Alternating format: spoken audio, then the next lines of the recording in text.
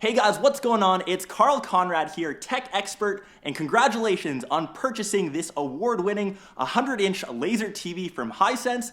Today we'll do a step-by-step process of your very own setup for this TV that's living right behind me. And in no time, you'll be watching 4K content in the comfort of your living room. Okay, so what comes in the box, or what do you actually get? First and foremost, we've got the actual TV itself. This is the 100-inch screen that actually comes pre-assembled from Hisense.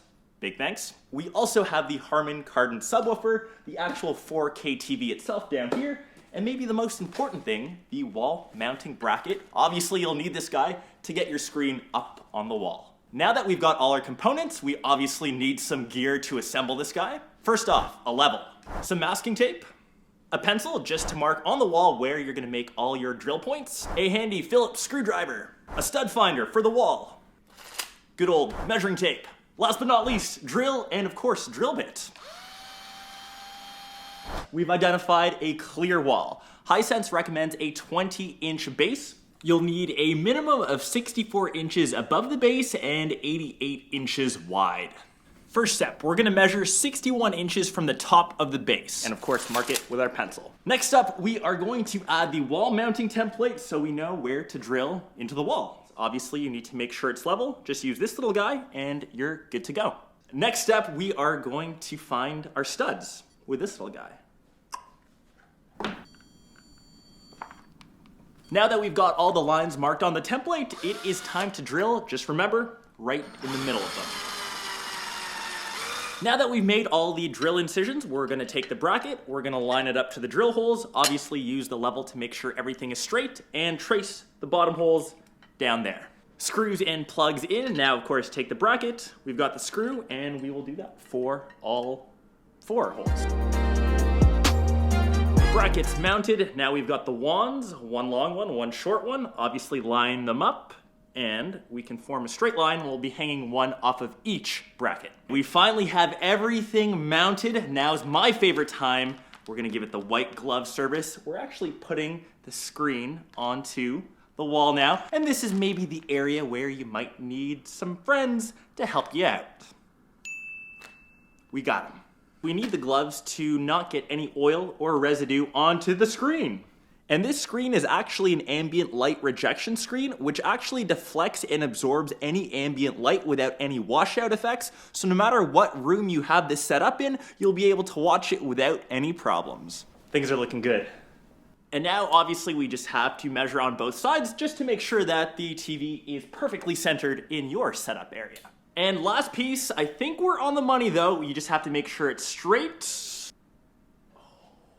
I think we are in luck. It looked pretty level to me, but just in case yours isn't, that's what the little wands are for. You can kind of play around with each side just to make sure this guy, the bubble, floats right in the middle. Getting to my favorite piece now, we are going to finally unbox the laser TV. We'll make the first incision. We'll get this guy set up onto our TV stand, and we'll get the image nicely centered into the screen we've just mounted.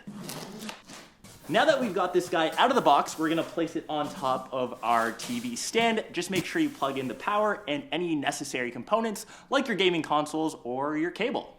You'll need around 8 1/8 inches or 20.5 centimeters to get that perfect distance from the wall to get that optimal image. Now that we've got this guy turned on and booted up for the first time, it looks very, very impressive. I'm stoked. And now you can see that the screen is slightly misaligned, but that's okay. Slowly move the laser TV left, right, and back to get the image in the screen. The goal is to get the bottom white bar parallel to the edge of the TV. You can rotate the TV clockwise if the bottom left is lower, or counterclockwise if the bottom right is lower, until you can get as close to straight as you can. And just in case your console isn't straight, this is where you can use the wrench. There are multiple contact points that you can adjust based on your needs. For instance, if the top of the image is lower on the left and higher on the right, use the wrench to rotate the right foot closest to the wall clockwise until the bottom right of the image is also higher. The goal is to get the bottom and top lines as close to parallel as possible. Now that you've got everything as straight as possible, you can still fine-tune things on the actual screen. So just go into settings, geometric corrections, and this is where you can fine-tune specific points on the screen, selecting which square that you want, pressing up, down, left, or right, depending on where you need it. And this is really where you can fine-tune the image and make it just right. Okay, now I think we pretty much got the nail on the head, just a bit of fine tuning with, of course, the controller. We've moved around the console, and now all the white lines are perfectly lined up into our actual screen. I think it looks great. Now it's just time to enjoy the TV. And unlike a traditional projector, this laser TV comes with a TV tuner, pre-installed apps like Netflix and YouTube, so it's a truly smart, modern TV. And the beauty of this TV, it's already got a solid built-in sound system from Harden Kardon. It's got 2 separate chambers with 4 speakers, and of course you can hook up this wireless sub, which we will get to right now. Pairing the wireless sub is pretty simple as well. Just go into network, Bluetooth, subwoofer pairing, and within a couple seconds after you've plugged in your sub, it should be paired and ready to go.